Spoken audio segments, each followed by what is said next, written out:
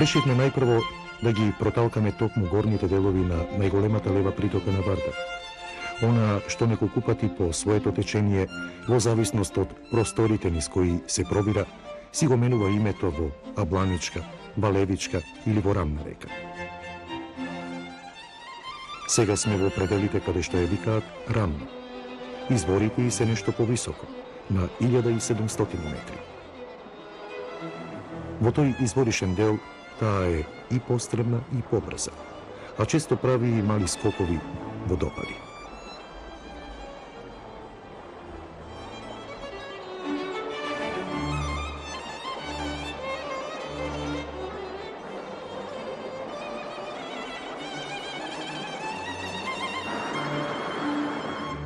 Крајот не е многу надарен со вода. Двата основни слива се брегалничкиот и оној на Струма. Овој е значително поголем и од десната страна ќе придотечат Пехчевска или Смојмирска и Умнинска река, а од левата Ратевска, Владимирска, Каменичка и Лешничка река. Планинско-континенталната клима со изразито студени зими и со свежи лета си го сторила своето. Овде се бара за солништо од летните горештини што ги зафаќаат просторите јужно од Малиш.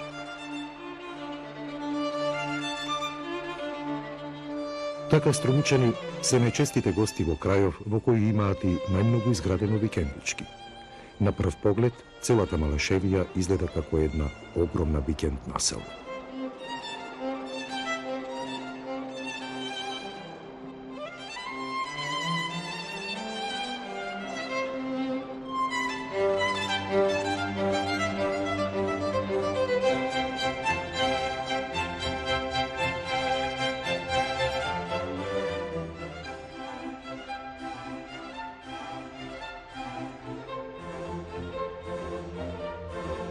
Дека регионов гледа и бара излез во туристичката понуда на своите навистина од Бога дадени природни убавини, се гледа и по тоа што овде-онде стасали и странски донации за изградба на туристичко-рекреативни комплекси.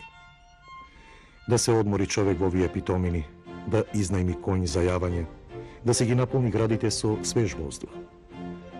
Тоа е привилегија, доживување, живот.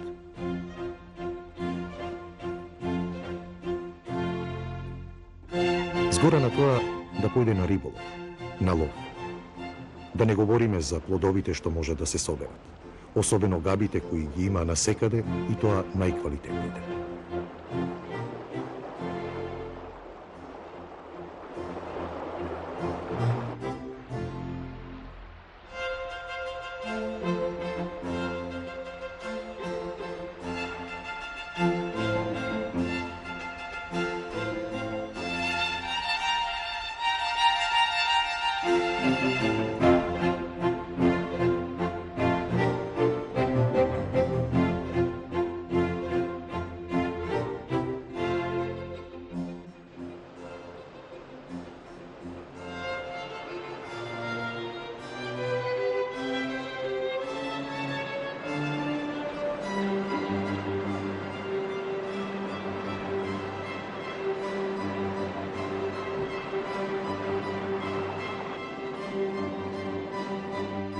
И стационарниот туризам во нагорна линија. Мотелите од средна па и од висока категорија пружаат на вистина се. Рибници, современи ресторани, фурни, убаво уредени соби, тревници, базени. Ова е веќе нешто податливо.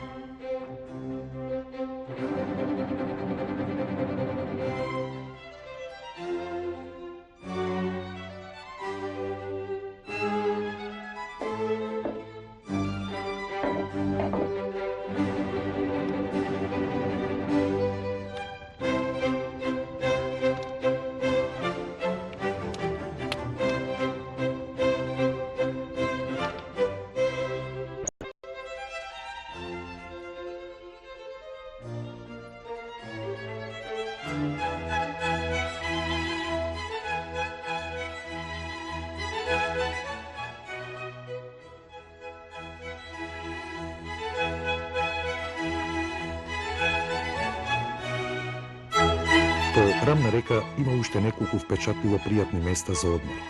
а во овие нејзини делови народот рекава си ја викал и Валевичка, зашто на неа имало 40 валалници за јамболии и шајаци искаени од волната на големиот број овци напасувани на Малешевските планини.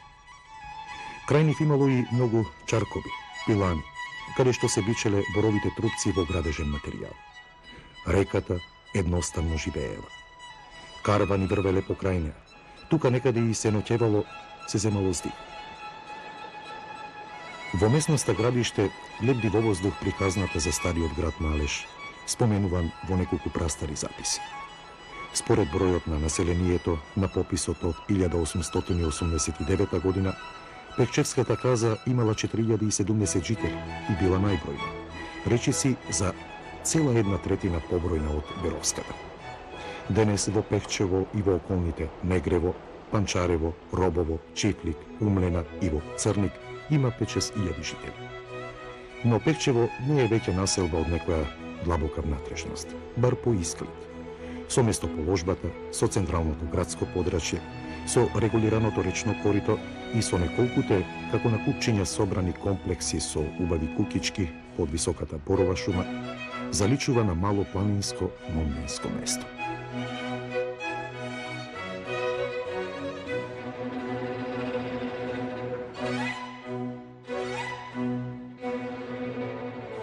Во центарот на градот доминира црквата на светите апостоли Петар и Павле. Старата била изградена во 1856 година со посебно одобрение од турските власти. Заслужни за градбата биле и жителите на Чифлик, кои во селото немале црква, па оваа си ја е сапеле како своја. Земјотресот од 1904 година ја разлулал црквата и ја урнал камбанаријата, а ова денешно Божјо знание датира од пред 30 години. Во него е вграден во целост стариот иконостас од поранешната, помала црквичка. Сочувани се и сите стари икони и делови од фреско живописот, кои се најдоа место во новиот Божји храм. Иконостасот е дело на познатиот зограф Блажо Дамјанов од Тресонче, а негови се и поголемиот дел од иконите. Некои пак се донесени од Светагора уште пред 200 години. Се оддалечуваме од градчето што во оваа пригода ни остава силен радосен впечаток.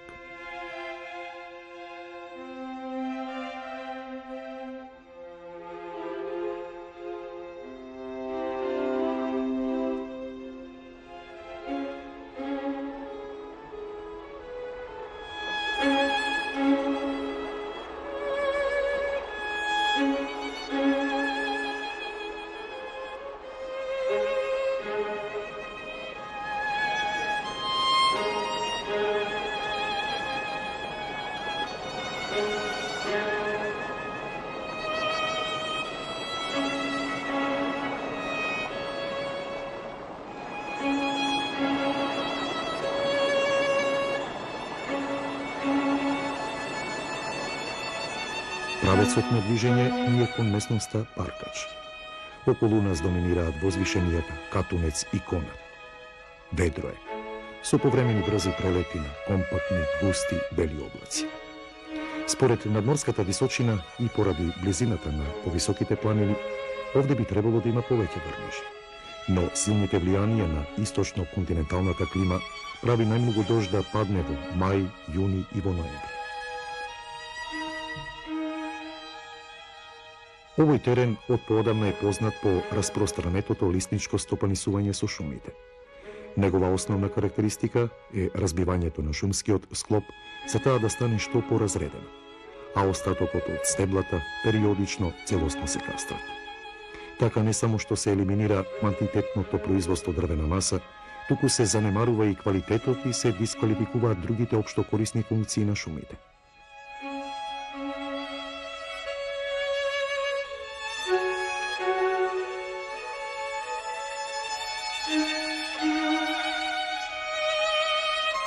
Најлошо при тоа е отварањето на патот за интензивни ерозии, со кои се измива почвениот слој. За ваквиот вид стопанисување со шумите, главен виновник е екстезивното сточарење, карактеристично за овој крај.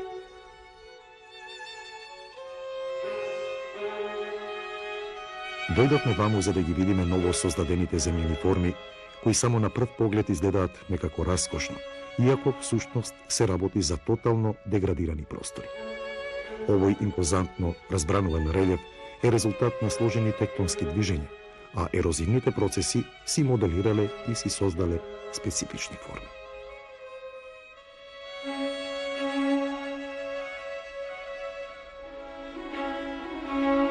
Тие тектонски процеси биле поинтензивни во предкамбриумскиот период. Крајен резултат овде е создавањето на Беровско-Делчевскиот ров, кој подоцна се претворил во моќно езеро. Кон крајот на Плиоценот останало само езерото во Пијанец северно од овде, додека Малешевското истекло. Науката вели така, но било како било, денес гледката заличува на оние предели по кањоните на Колорадо или по Жолтата река. Таквите во светот многу одамна се прогласуваат за природни реткости, вклопени во некакви национални паркови, згрижени и почитувани. Ова се во секој случај атрактивни сегменти за една побогата туристичка понуда, за чиј профил во Малешевијата би требало да има малку повеќе слух.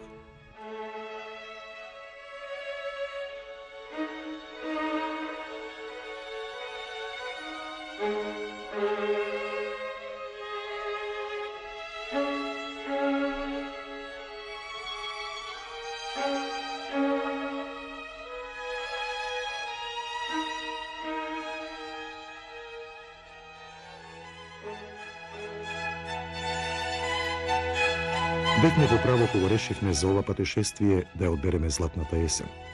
Силните црвени, жолти и зелени бои се во постојан безпоштеден надпревар за доминација во благите, чиниш разгалени планински простори без остри врвови или вулкански куполи. Староста од нив направила питомини, измислени за прошетки, кои без никаков напор можат да потраат со денови.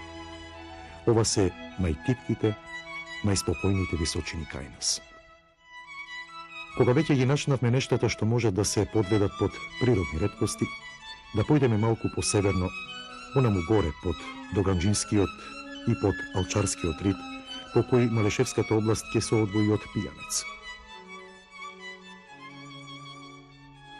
Високите земјени столбови се гледаат одалеку. Во мислите се појавуваат слики од оние убави нешта кај селото Куклица, но тие кукли во споредба со овие се миниатури, иако таму ги има значително повеќе. Тоа беше Осоговијата. Кули, столбови, скулптури, пирамиди. Неми сведоци за некогашните времиња на почвата овде. Може со апсолутна сигурност да се констатира дека овие монументални фигури се формирани во плиоцени седименти, преку кој е наталожен несладководен варовник во тенок слој. Тој е денес испресечен од бројни повремени водотеци. Ако пред малку рековме дека на овие ерозивни форми кај Паркач треба да се обрне поголемо внимание, тоа овде би важило двојно повеќе, зашто се ова многу поатрактивни нешта.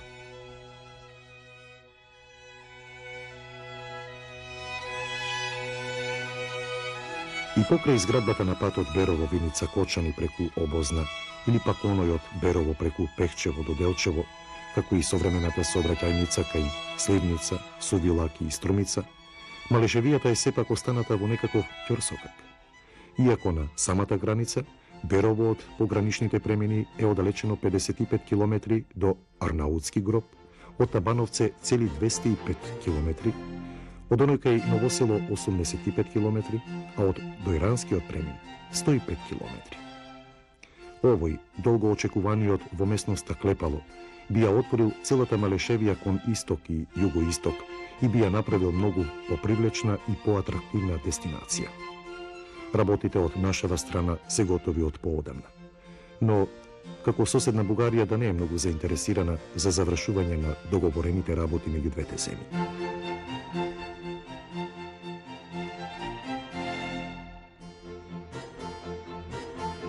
Планинските питомини се измислени за ситен и за крупен добиток. Дури и за слободно или шталско огледување на кози, зашто бескрајни се просторите не со шуми, туку со прнари. Вака овде-онде по некое малечко стадо овци или крави, по некое конче и толку. Дали затоа што планинските села си се пресели одамна во градчињата, или пак времењата сторија сточарството да не е така доходовна работа. А и по бројот на жители по метар квадратен, овој крај е на дното на ранг листата по населеност во Македонија. Бројот пак на волците, раскажуваат овчарите, во последно време видливо расте. Наведум, тоа е лоша работа, ама не е. Зашто, како појдео работите со труењето на овој дивеч и со засилените постојани хајки на така наречениот штетен дивеч, дојде до сериозно разнишување на рамнотежата во екосистемот. Во регионот, еден дел од цицачите се заштитуваат во рамките на нивното заштитување како објект во ловот. Сигурно целосна заштита заслужуваат инсектојадците и лилјаците, потоа верверичката, шумската желка и полжавот, а особено се поредката видра или мршојадците. Дивата свиња е најинтересна за ловците, зашто ја има многу. Но има и такви луѓе што знаат да го потегнат шкрапалото и на срните, кои исто така бројно доста добро стојат.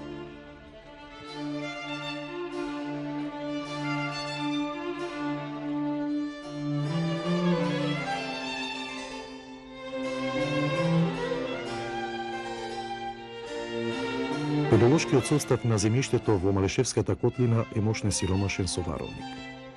Тоа е потешко обработливо отколку ова на височина од 1000-1300 метри. Рамнини, благи падини, тераси или долови со азно, разместени површини погодни за обработка, а почвата сива, богата со хумус. Така житарките ќе ги сретнеме со застапеност на пченица, рж, јачмен, овес и просо, а од градинарските култури најдобро виреат компирот, гравот, селката. Детелината, луцерката и сеното се дел од фуражните култури. А сливата Малешевка е најпознатото овошје, иако многу добро успева дуњата, јаболкото, крушата, вишната, рибизлата и така натаму.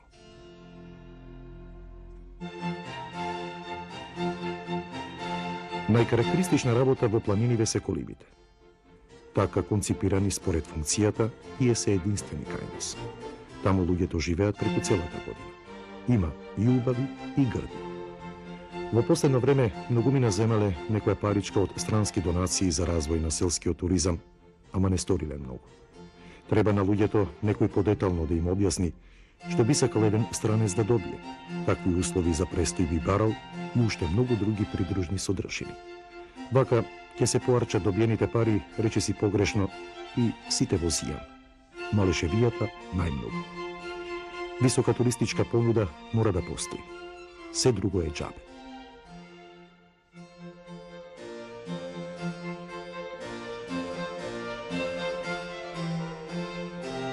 Главна карактеристика на шумите во Малеш е јасно изразената височинска расчленетост. Така на термофилните дабови шумски асоциации се надоврзуваат мезофилните дабови, а потоа и букови шуми. Благунот и црниот габер ќе ги сретнеме на околу 1000 метри. А веднаш тука ќе го најдеме и плоскачот и церот. Во помали размери го има горунот и црниот јасен, многу подгорска букова шума и подгорска шума во комбинација со црниот бор.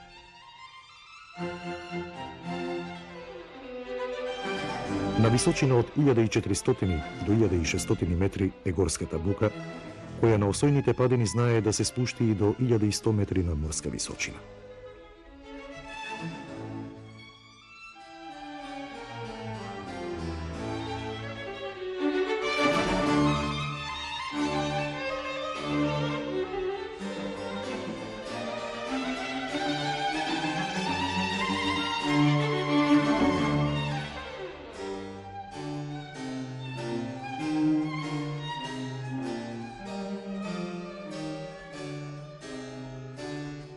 А што е со габите? Ги има колку што сакате и нешто повеќе. Сите видови вргањ, лисички, сончарки, но најмногу е ловиот вргањ и млечките. Од нив наместа не може и да се помине. Од рана пролет до доцна есен и лјадници малешевци се во потрага по нив. Иако откупните цени се под секое ниво, народот гледа во собирањето габи дополнителен доход. Но ги собира и за себе. Овде, например, зимно време, како кисела салата ќе ви понудат млечка. Бриковка ја викаат. Опасност за замена нема. зашто лошата млечка при пресекот на држката пушта бело, а не портокалово или црвено млеко. Извонредна зимска салата. Подобра од секоја туршија. Собирањето мов и други лековити билки исто така може да биде убава додатна дејност.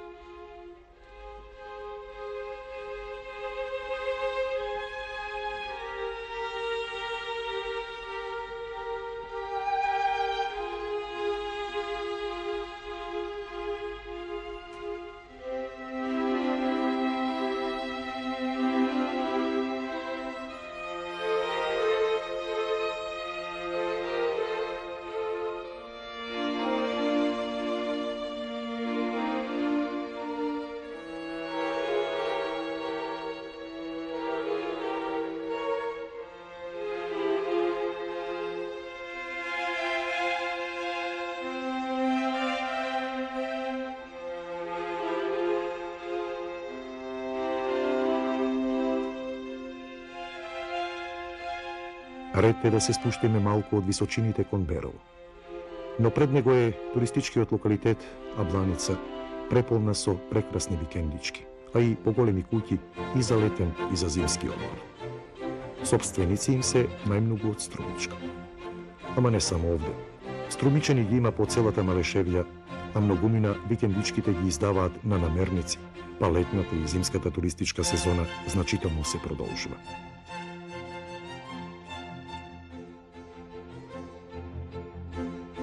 Во Малеш, според својата убавина и природните погодности, можеме да издвоиме уште 5 вакви туристичко-рекреативни локалитети.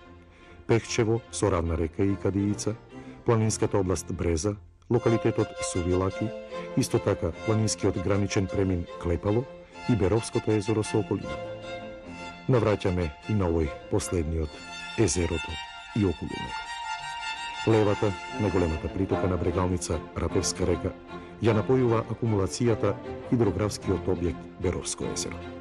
Изградбата е завршена 1970 година, а местноста се вика Лаките на 7 километри од градот.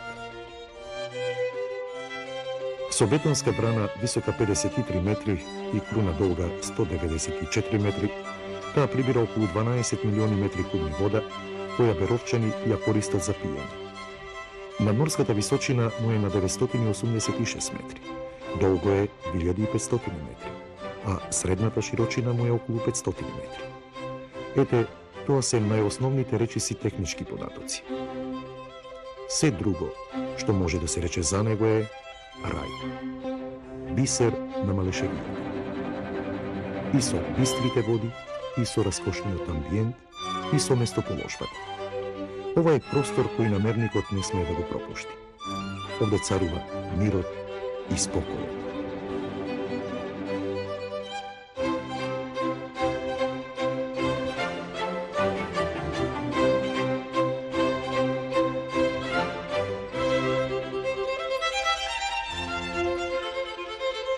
Високо над езерото, но на оддалеченост од само неколку стотина метри, се раѓа современ, нов супермодерен туристички комплекс.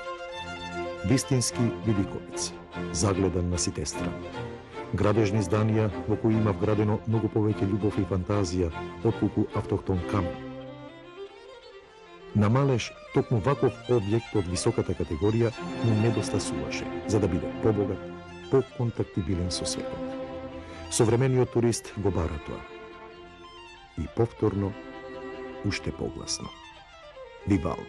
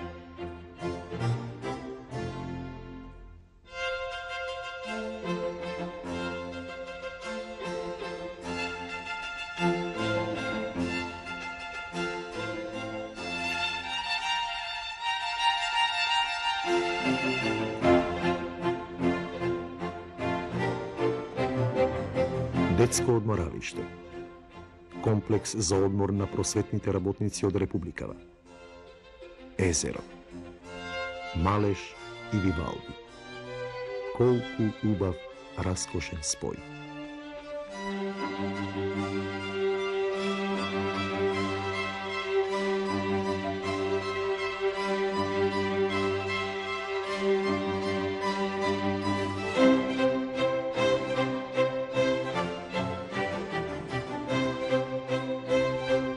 Ловниот дом на Јуовец е маркантен објект во градот и според градбата и според неговата доминантна позиција над него.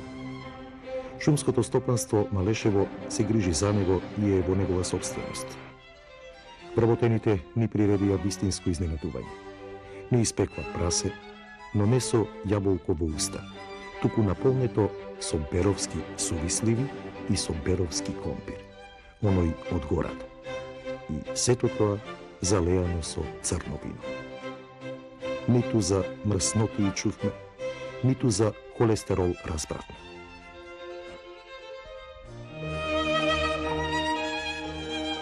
Прошетавме по Малешевијата, а книга не отворивме. Да прочитаме, да видиме која е, што е. За Берово знаеме. Се собирале таму луѓе од целата негова околина, се береле и берово. Ама за времењата, за невремењата, за културните и просветните дејци, за револуционерите, ништо не рековме. За тоа мора да се појде во Беровскиот музеј, сместен во дворот на манастирскиот комплекс на Свети Архангел Михаил, веднаш на излезот од градот. Таму се гледа, се пишува, дека Берово отсекогаш било најзначајното место на овие простори, иако во 1878 година Пекчево било прогласено за седиште на Малешевската нахија, наречена Османија, дека имало две цркви, Свети Ѓорги и Света Богородица Балаклија, па изградба на трета била апсурдна за турските власти.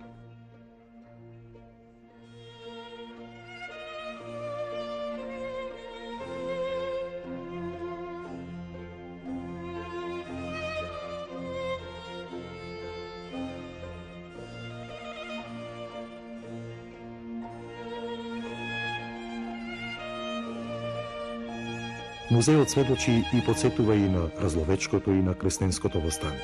Потоа за големите дела на Илија Марков, дедо Илјо Малешевски, за Димитар Поп Ѓоргиев Беровски, за Атанас Раздолов, за Гаврил Атанасов Зографски, за Попот Пецов, оној што од петни жили запињал да изгради нов манастир, иако за тоа изим немал.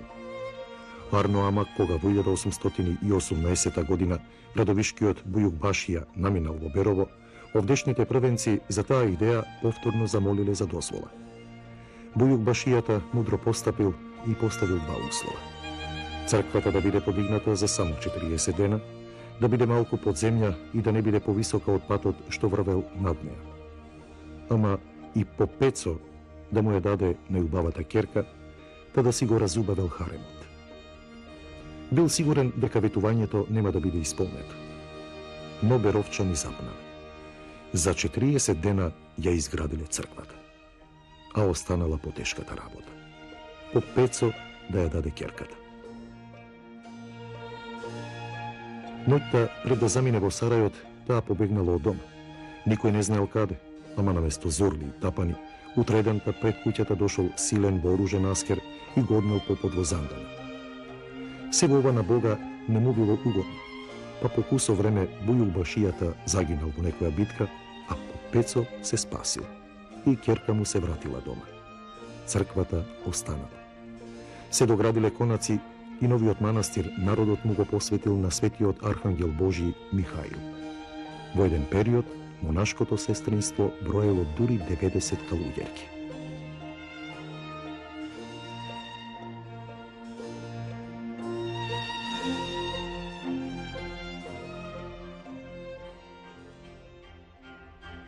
Земјоделството и сточарството отсекогаш биле главни занимања на малешевци. Беровското јагне стасувало и до Солун, и до Одрин, и до Стамбул. На панаѓурите, кои во секое место траеле по 3 дена, за чифт обнови се плаќало по 1 лира, за вол 5 лира, исто колку и за убав конј. ковачите, самарджиите, коларите, дограмаджиите, качарите, гранчарите, пакалајджиите, којунџиите, шивачите ја сочинуваа чаршиската тела. Кираджиите исто така биле на цена, зашто надалеку и одалеку требало безбедно да се однесе и донесе и добитокот и разните стоки и потрепштини. Се одело до Сараево, до Софија, до Влашко. Мед се товарело, катран и смола, лој, волна, шајак. За најчистото си било на здравино се.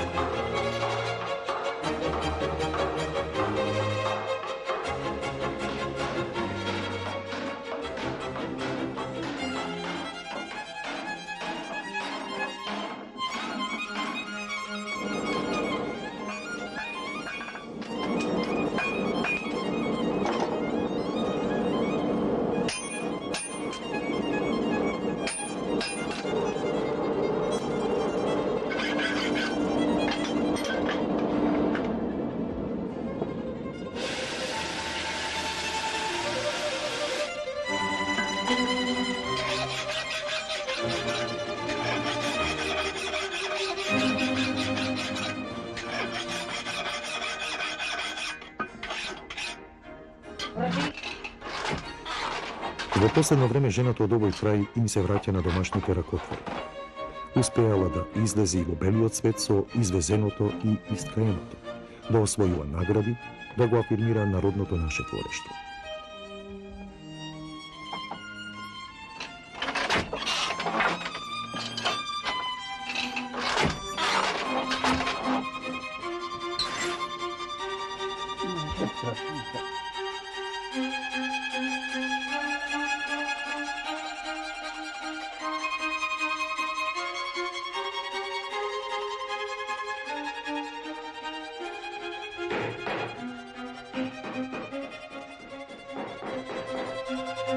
А копанчарството приказна за себе. Економските прилики изгледа натерале стотици млади луѓе да се занимаваат со стариот занает во кој има толку уметност. Ги има на секој чекор, па не случајно почнаа да се организираат и панаѓори, можеби нешто како саеми на ваквите ракотворби.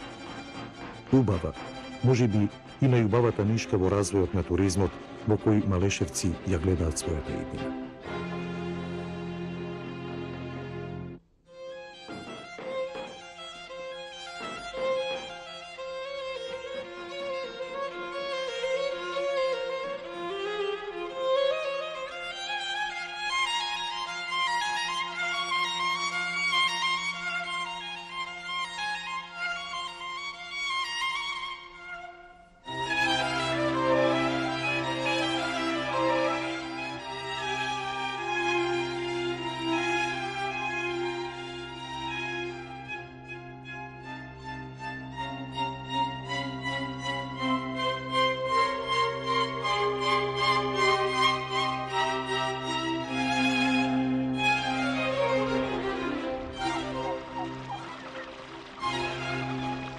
Езеро. Уште десетина помали рибници, каде што е дозволен и риболовот. Рекички со пастрамка, клем, кркушка. Рај за спортските риболовци. И туристичка понуда секако.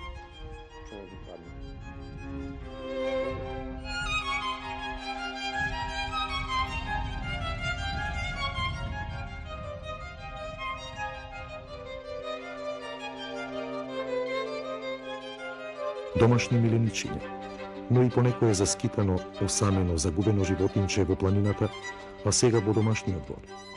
Се се вклопува во амбиентот природен. Лека полека, урбаната средина си добива призвук на голема зоолошка градина. Оној нашол диво прасенце, цицалче, оној срнче, другиот што туку родени зајачиња, птичиња, еребици или фасани.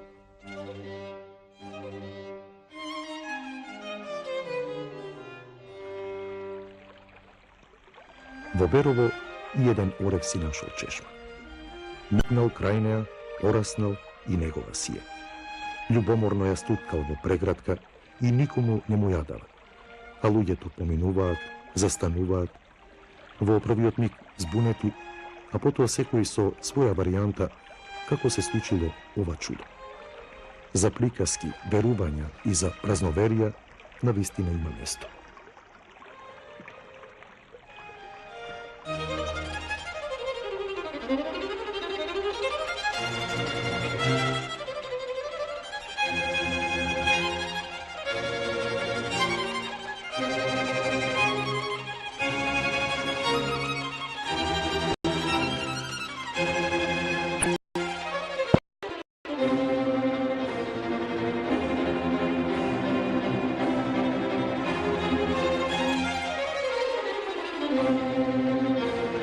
Od godišnjega vremenja mi paleše zimata. Ja dočekam. Sakav me da ja pridodademe na zlatnata jesen i prikaznata za maleševijata da je napravime pošaren. Vo gradskata atmosfera i nemaše nekakva drastična razlika. Ama što mi zlegovme od Berovo, se najdovme vo drug svet, so poinako pobaven ritam na življenju.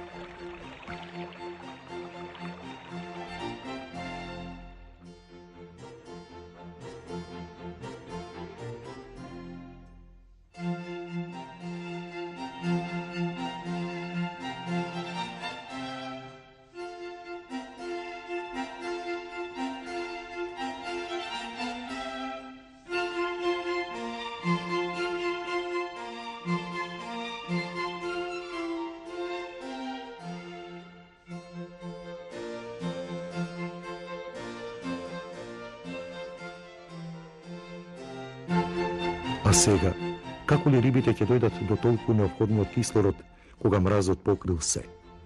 Сигурно не е доволно она количество што Ратевска река се влева во езерото. Во вакви случаи треба на многу места мразот да се искрши, пробие, инаку без воздух за многу кусо време ќе настане помор на сета риба. А што туку, минатото лето, езерото беше обилно порибено и тоа со најквалитетен подмладок пастрмка од Охридското езеро. Кога рековме дека некој треба да направи дупки на мразната покривка, мислевме на оној што стопанисува со езерото и со рибниот фонд. Рибочуварската служба, например, би можела да го стори тоа, ама и членовите на спортско-риболовните друштва од целиот регион. Грижата е најдобро да биде заедничка, на сите.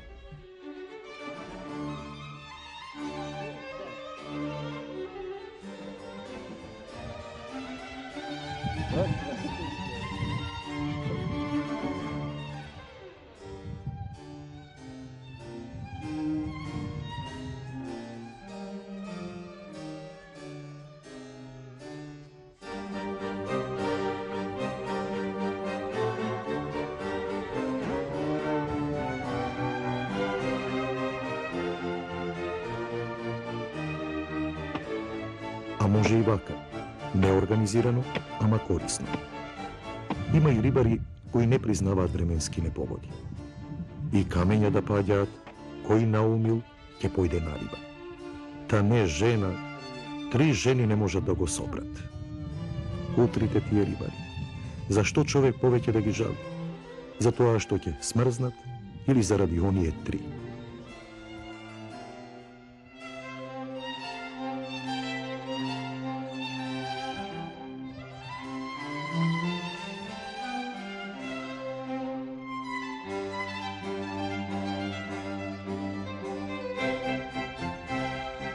Езерото, иако заробено, мразно, некако спокојно. Намерникот, кој треба да напише, да каже уште некој збор за крајов, занемува. Нема расцутени цветови, нема натежнати јаболкници, нема колиби и булуци овци и јагниња. Лисијата окапеле. Се се стуткало, освен зимзелениот живот. Му останува на тој намерник само да се прииспита дали додека можеше, рече се за малешевијата. Што се испуштил? Па дури потоа и самиот му се. Ама, бело бојосанава природа не е за сонување. Најаве е поубава. Вивалди имал право.